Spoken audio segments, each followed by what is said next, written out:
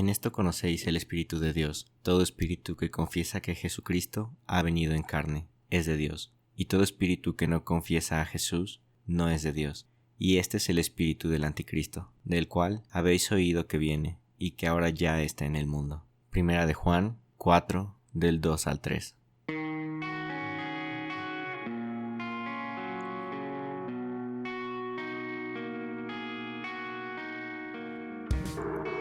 Hola, ¿qué tal? ¿Cómo están? Gracias por escuchar este nuevo episodio de este podcast. Estoy bien emocionado por dos cosas. Una, el episodio. Estoy como que nervioso, emocionado y feliz por el tema que vamos a hablar hoy. Pero también estoy muy emocionado por las noticias. Entonces, para irme un poco rápido, les platico. Para hoy que se va a estar estrenando este episodio, que es viernes 26 de febrero, acabo de abrir un nuevo nivel, pero solamente va a ser como cerrado o exclusivo para 8 personas. ¿Por qué decidí hacerlo para 8 personas y por qué decidí hacerlo exclusivo? Ok, para 8 personas porque va a ser un nivel de $8 al mes. Entonces, no sé, como que combinaba $8, 8 personas. Entonces dije, ¿por qué no? 8 personas.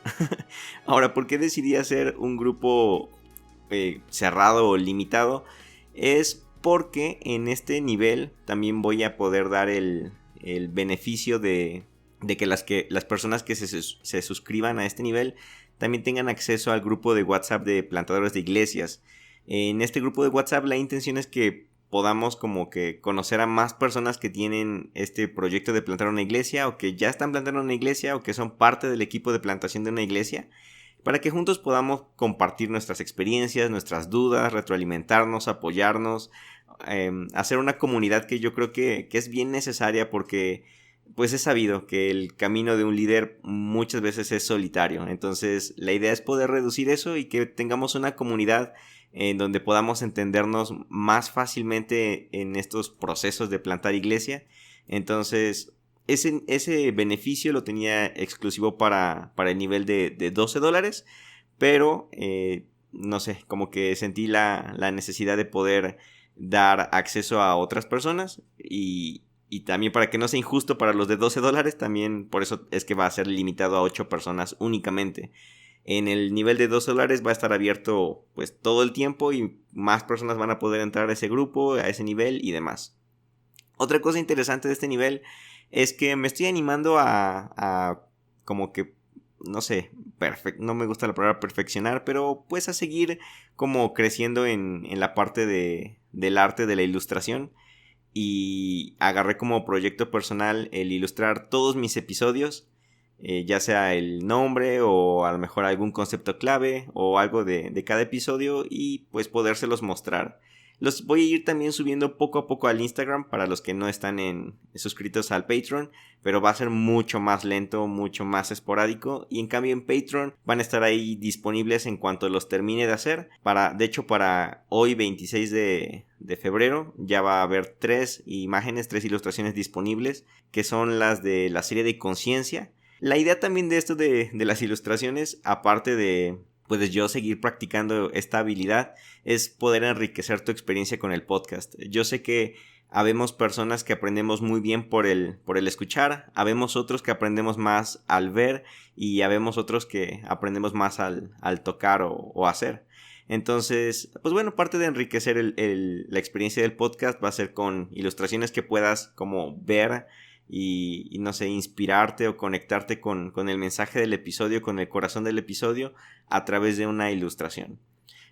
Tengo también ya en mente a lo mejor poder, para los que son más kinestésicos o más de tocar, a lo mejor sacar algún tipo de merch, no sé, aún estoy como definiendo bien qué, para que así puedas verlo, tocarlo y también escucharlo. Y bueno, básicamente esa es la noticia. Ojalá te animes a suscribirte. Lo más importante no es a lo mejor como el contenido que vas a encontrar allí, aunque pues yo sé que como es la forma que yo tengo para retribuirte con lo que tú me apoyas. Pero al final de cuentas te pido tu apoyo para la plantación de la iglesia, para el proyecto que tenemos de plantar una iglesia aquí en la ciudad de Puebla. Todo lo recaudado del Patreon lo estamos usando para eso. Entonces, en serio, puedes incluso suscribirte solamente con $1 al mes y lo vamos a agradecer infinitamente. Muchas gracias. Y ahora sí vamos a entrar al episodio. Ya me extendí mucho con las noticias, pero la verdad sí quería como que tratar de detallarlo, de explicarme un poco más. De igual forma, si tienes dudas de eso, envíame un mensaje directo en cualquier red social y pues bueno, ahí podemos platicarlo. Ahora sí, del episodio, que no sé, estoy nervioso porque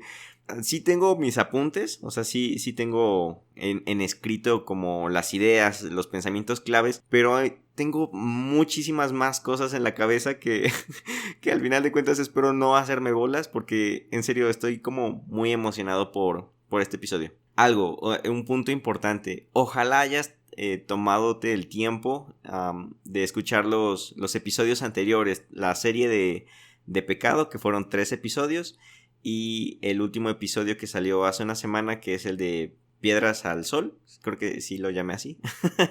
Entonces, ojalá los hayas escuchado. ¿Por qué? Porque de una u otra forma van a conectar o le van a dar como un buen lenguaje a este episodio, o sea, le van a dar un buen contexto. Creo que es una mejor forma de explicarlo. Le van a dar un buen contexto para que como que estemos en sintonía y no haya algunos conceptos o palabras o cosas que digas, ay caray, ¿esto de dónde salió o cómo vino?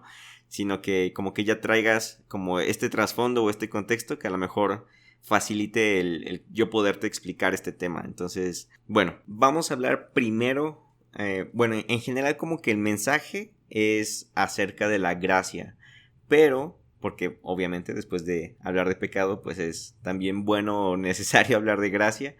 Y me gustaría empezar mi punto de partida me gustaría que fuera el concepto de redención. Si ya hablamos acerca de pecado y de las diferentes formas de pecado, en el episodio de pecado 1 hablamos del el pecado del judío y el pecado del gentil. Después hablamos del pecado como sociedad y demás conceptos. Ahora necesitamos saber, ok, ese es a lo mejor como los frutos o las evidencias de que algo anda mal. Pero ¿cuál es la solución o cuál es como la respuesta a esto? Y para esto necesitamos pues hablar de la redención. Y con redención no me quiero expresar específicamente de salvación. Y esto es algo que quiero aclarar desde el principio. No voy a estar hablando precisamente de salvación, sino entender redención como pues a lo mejor en ese concepto un poco más puro, que es traer hacia la libertad, es decir, redención como libertad, porque lo primero que se nos viene a la mente es, ok, si yo tengo un problema y necesito una redención, ¿de dónde viene esa redención? Y como fuimos enseñados principalmente por un sistema un tanto dualista y más en Occidente, tenemos el problema de la dualidad. Entonces mucho de los temas, de las doctrinas, de toda la teología que tenemos es dualista. Y pues el tema de la redención no es una excepción. Entonces cuando hablamos de redención, lo primero que se nos viene a la mente es, ok, es algo que viene de afuera, es algo externo, algo que necesitamos porque nosotros no lo podemos lograr. Y sí, pero no también. Y entonces a lo mejor ahí tú te vas a quedar como, o sea, ¿cómo? y sí, la verdad es que cuando hablamos acerca de redención, salvación, en automático nos metemos en problemas de dualismo, que es lo que nos ha llevado a ver a Dios como un Dios, como un Dios amo, que es también lo que hablamos en el episodio anterior, y no como un Dios padre. Nos lleva a ver a Dios como un verdugo, como un viejito enojón. Todos estos conceptos, al final de cuentas, traen dentro de sí parte de un dualismo. Y esto, pues, no nos ayuda a tener una buena idea acerca del Padre, una buena referencia acerca de él.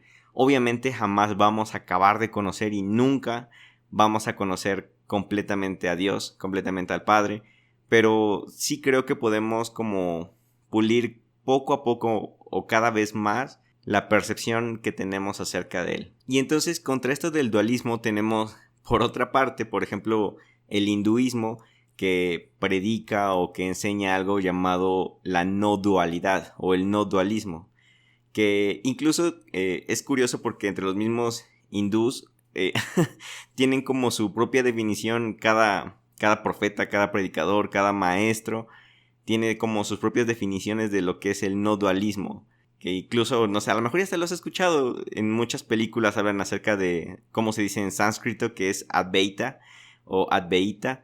Y no sé, es como un concepto que se está volviendo cada vez más popular y más como entre sectores millennials de la nueva era y esas cosas que hablan acerca de somos uno con el ser, básicamente. Y por eso como que estoy nervioso, pero al mismo tiempo emocionado porque son temas como un poco más filosóficos, pero no quiero enredarme o no quiero como ser complicado y que termine siendo un episodio tedioso. Pero básicamente el no dualismo lo que propone es, ok, todo es parte del ser, todo es parte de la divinidad. Es decir, el no dualismo es, todo es. Tú eres Dios, yo soy Dios, el cielo es Dios, las nubes son Dios, el perro es Dios. En todo está Dios y todo es parte de Dios, porque al final de cuentas todos somos parte del uno y el uno es parte de todos. Y somos parte de la eternidad y la eternidad es parte de nosotros.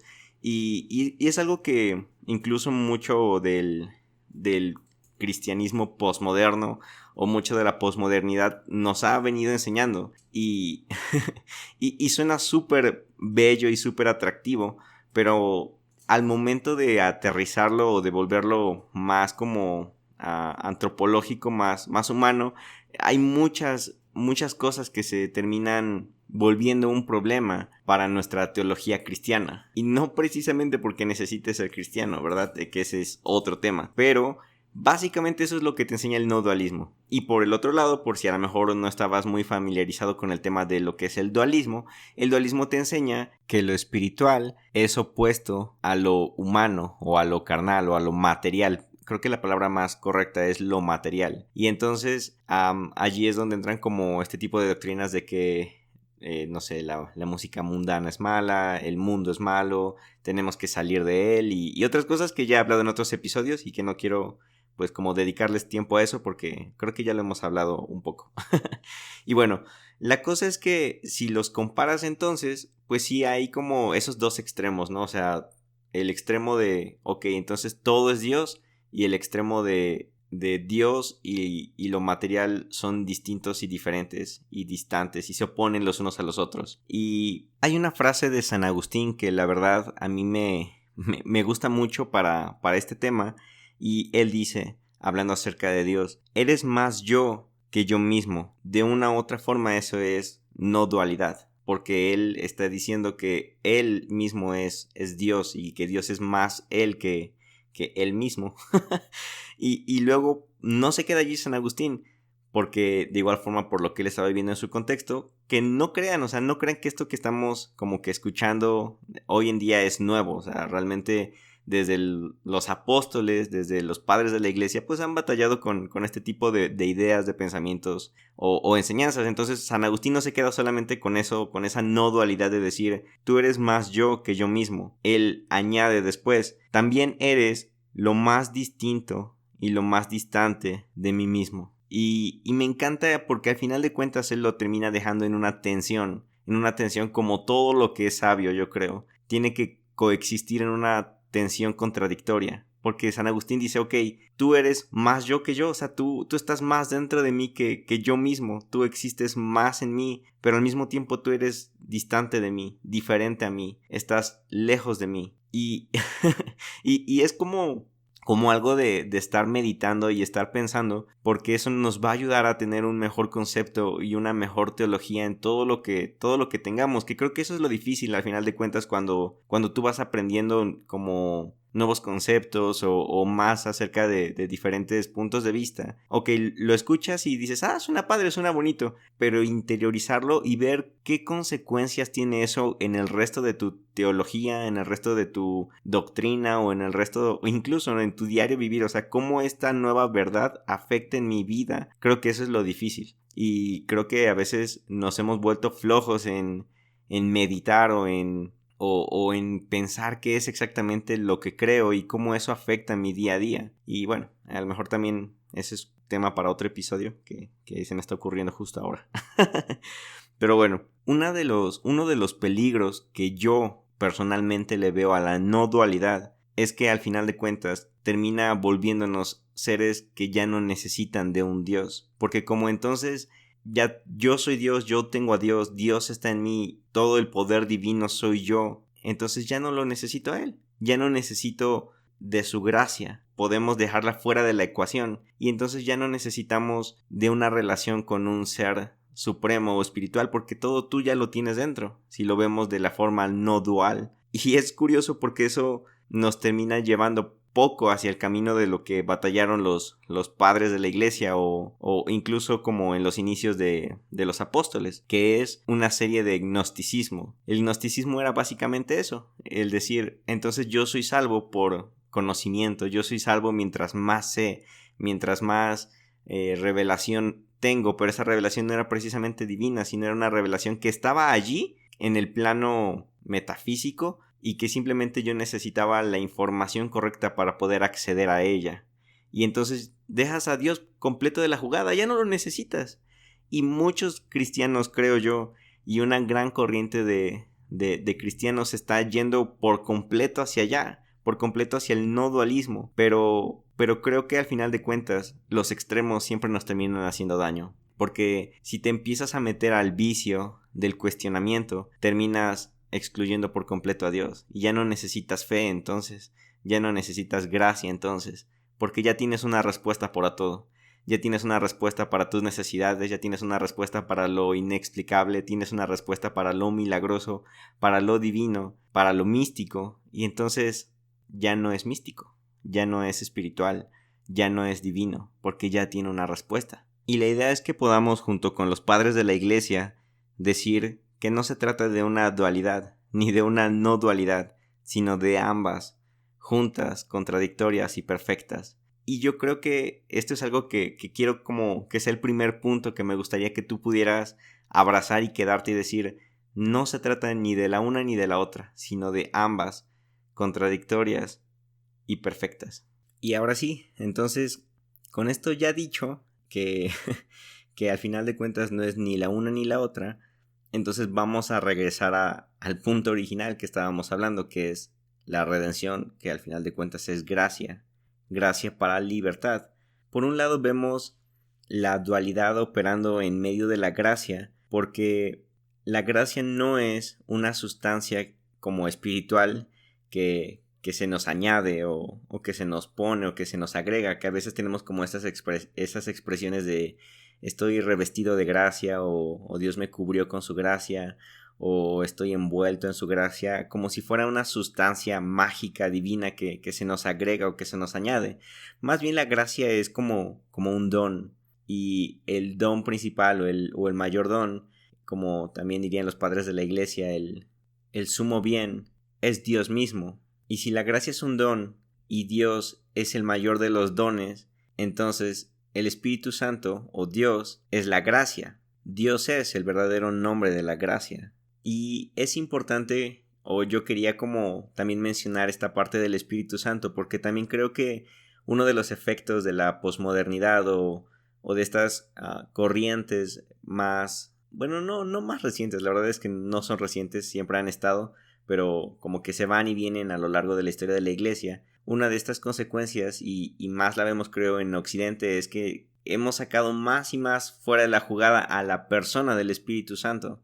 Con nuestra intención de cuestionar y racionalizarlo todo, se nos ha hecho fácil darle diferentes propósitos, nombres, funciones o incluso adaptaciones de lo que es el Espíritu Santo, de lo que es el Espíritu de Dios. Pero al final de cuentas, el Espíritu Santo es el que nos habita, es Dios habitándonos a nosotros. Por consecuencia, y allí es donde entra como la parte dual de esta gracia o de este don divino, es algo externo a nosotros, es algo que ahora nos habita, nos domina, nos gobierna, llega a nosotros para estar con nosotros y en nosotros. Y eso es algo que no podemos perder de vista. Y ya del Espíritu Santo pues podemos desplegar otro tema completo de lo que es sus funciones, sus dones y demás cosas, pero 3 cosas puntuales que yo quiero mencionar al respecto es que el Espíritu Santo nos da luz, nos da fuerza y nos da calor. Nos da luz porque al final de cuentas nos muestra lo que realmente somos, nos muestra nuestro ego, nos muestra lo que estamos mal en nosotros. Y también el Espíritu Santo nos muestra los caminos que deberíamos de tomar, nos muestra el camino que debemos de seguir. Y allí es en donde entra que el Espíritu Santo nos llena de fuerza o nos da fuerza, porque el Espíritu Santo nos da la fuerza para cambiar esas cosas que ya nos mostró o para poder ir hacia donde ya nos mostró que debemos de ir. Y por último, el Espíritu Santo nos da también ese calor, porque cuando vemos el camino o vemos nuestros defectos y entonces tomamos la decisión de ir hacia ellos o de corregirlos, no precisamente lo hacemos como a regañadientes o frustrados o enojados, sino que el Espíritu Santo también nos da la calidez de decir esto es lo correcto. Y una buena forma de ejemplificar esto yo creo que es viendo a Jesús en el Getsemaní a punto de ir hacia a su gran pasión. Él, el Espíritu Santo, es quien le muestra qué es lo que él tiene que hacer, hacia dónde tiene que ir. El Espíritu Santo es quien le da la fuerza de tomar la decisión de, ok, tengo que hacerlo, y allí es en donde entra esa lucha de sí quiero, pero al mismo tiempo no quiero, o sea, al mismo tiempo estoy sufriendo esto y de verdad si pudiera evitarlo, si pudiera pasar esta copa de mí, lo haría. Es esa batalla que tenemos, el Espíritu dándole la fuerza para tomar la decisión y después el Espíritu Santo dándole el calor, el confort, la paz de decir, pero al final de cuentas esto es lo que tengo que hacer, esto es lo correcto y estoy bien con ello. Pero si nos quedáramos únicamente en esta línea acerca de cómo la gracia es algo externo que viene hacia nosotros para influirnos, estaríamos, que es como del lado dual, podríamos llegar a conclusiones a lo mejor filosóficas de que entonces no somos verdaderamente libres, porque entonces el Espíritu Santo está manipulándonos, entre comillas, o está influyéndonos para hacer algo, y entonces ya no viene de nosotros, sino que es externo a nosotros. Pero Dios nos hace verdaderamente libres. Y allí es a donde vamos a entrar a la parte de cómo es que la no dualidad opera en la gracia. Porque al final de cuentas Dios no nos mueve por la fuerza, o a la fuerza más bien. No es que Dios nos toma el control de nuestro dominio, de nuestro libre albedrío, y nos lleva a hacer cosas o a tomar cosas y nos obliga a hacerlo como si fuéramos simples marionetas, que allí es donde también entra esa teología del Dios amo y no el Dios Padre, que entonces Él nos ordena y nosotros tenemos que obedecer, y si no obedecemos entonces somos desechados y no somos realmente libres, no tenemos realmente un libre albedrío, y por consecuencia si no hay un libre albedrío no hay amor, porque donde hay imposición no hay amor. El amor funciona porque hay libertad. Cuando algo viene de fuera y nos mueve, viola nuestra libertad, y entonces ya es más como una imposición. En cambio, lo que viene desde adentro de nosotros, lo que nos mueve interiormente, es totalmente nuestro y es completamente libre. Pero si nos quedáramos en esto, entonces nos iríamos al extremo de la no dualidad, de que es únicamente mis decisiones y no necesito nada más. Pero lo misterioso o lo místico entra cuando nuevamente pensamos en el Espíritu Santo como alguien que ya está en nosotros, y como dijo San Agustín, que es más nosotros que nosotros mismos. Entonces Él está operando desde nuestro interior, pero ya no como un agente externo, sino en nosotros mismos. Y yo sé que esto suena súper revuelto a lo mejor, y a lo mejor puede sonar muy confuso, pero viéndolo del lado no dualista, y Él siendo nosotros, y nosotros siendo Él, y estando en Él, y Él en nosotros, ya no somos nosotros influenciados por un agente externo, sino Dios mismo en nosotros, actuando en nosotros, porque Él es Dios. Y entonces ahora la gracia es la fuerza del amor operando en nosotros. Y me encanta porque es como un trabalenguas, pero resumiéndolo, podemos ver la dualidad y la no dualidad operando en la gracia, porque por un lado la redención o la gracia la necesitamos como algo que viene de Dios hacia nosotros, y eso es algo dual, pero al mismo tiempo la vemos de forma no dual, porque al estar en nosotros y ser parte de nosotros, es decir, como si estuviéramos entretejidos ya con Dios, con el Espíritu Santo o con la gracia, entonces ya es Él. Y allí es donde regresamos al punto. No se trata de la una o de la otra, sino de ambas coexistiendo en una línea de tensión, perfectamente contradictorias. Y entonces ahora, ya que vimos cómo opera esta mística confusión, vamos entonces a, igual, ya para finalizar, porque ya tenía buen rato que no les daba un episodio así de largo. Y también para que ya no me regañen de que los divido entre partes.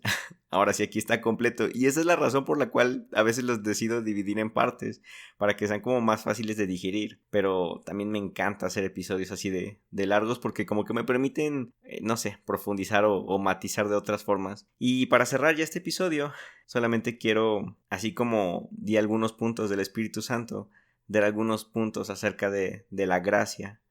Y lo más importante, nuevamente rescatando que la gracia es un don y el mayor don es Dios, por lo tanto el verdadero nombre de la gracia es Dios mismo. Lo primero que quiero decir con esto en contexto es que, como dice en Joel, la gracia es derramada sobre toda carne. Es decir, el Espíritu Santo está y es parte de, o sea, es externo porque viene, pero está y es parte de forma no dual en toda carne y en cada uno de nosotros, no solo en algunos, no solo en los escogidos, sino en toda carne, no solo a la iglesia, sino a todos. Y esto me lleva a un punto que también es como otra de las cosas que quería de verdad compartir y me siento emocionado de decirlo, es que no somos los propietarios de la gracia. Y por mucho tiempo yo creo que la iglesia ha adoptado, se ha adueñado de esta posición, como que nosotros administramos la gracia y nosotros la damos, la compartimos, y entonces el evangelizar se trata en yo, iglesia, te estoy dando gracia, te estoy dando parte de la gracia. Y no es así, nosotros no somos dueños de la gracia, más bien nosotros somos los servidores de la gracia. Y es una gran diferencia, porque uno sigue viendo a la gracia como un objeto espiritual mágico que se añade, y el otro lo ve como una persona con la cual colabora, con la cual actúa en conjunto para poder seguir trayendo libertad a otros. Y mi último punto es que la gracia es histórica. Pocos casos, y aunque sí creo que los hay, son los que la salvación, la redención, la gracia es algo espontáneo, que estabas llevando una vida contradictoria o una vida, pues no sé, regida por tu ego, y de la noche a la mañana o en un minuto de revelación te cambió por completo y entonces ya eres una persona completamente diferente y dirigida por la gracia, por el Espíritu Santo. Yo veo y creo más en que la gracia es histórica, tanto de forma personal como de forma de la historia humana. Tanto la historia humana está en un proceso de gracia histórica, es decir, cada vez avanzamos más hacia un completo de la gracia. Es como ver el vaso medio lleno, medio vacío. Por un lado podemos ver cómo va en un declive a lo mejor espiritual y moral, pero por otro lado también vemos cómo es parte de la historia de la gracia, que es algo más grande y más lejos, haciendo como un zoom out de toda la historia. Hemos progresado y hemos crecido hacia una gracia histórica, que quizás no nos va a tocar ver a nosotros su culminación, pero estamos yendo hacia ella. Y por eso también creo que la gracia es histórica, y asimismo como en el resto de la humanidad, también en nosotros. Y eso nos lleva a darnos gracia también a nosotros mismos, en saber que ya somos hijos de Dios, ya tenemos la identidad de hijos de Dios, tenemos al Espíritu Santo por el cual clamamos Abba Padre, y estamos en un proceso de gracia histórica en nuestra vida, que nos va a llevar a vivir en mayor libertad para ser dirigidos por el Espíritu Santo, y también una verdadera libertad porque seremos libres de nuestro ego. Entonces, sé paciente también contigo y aprendamos a ser obedientes a la luz, la fuerza y el calor del Espíritu Santo que ya está en nosotros. Eso es lo que quería compartirles. Gracias por escuchar y pues nada, Dios con ustedes.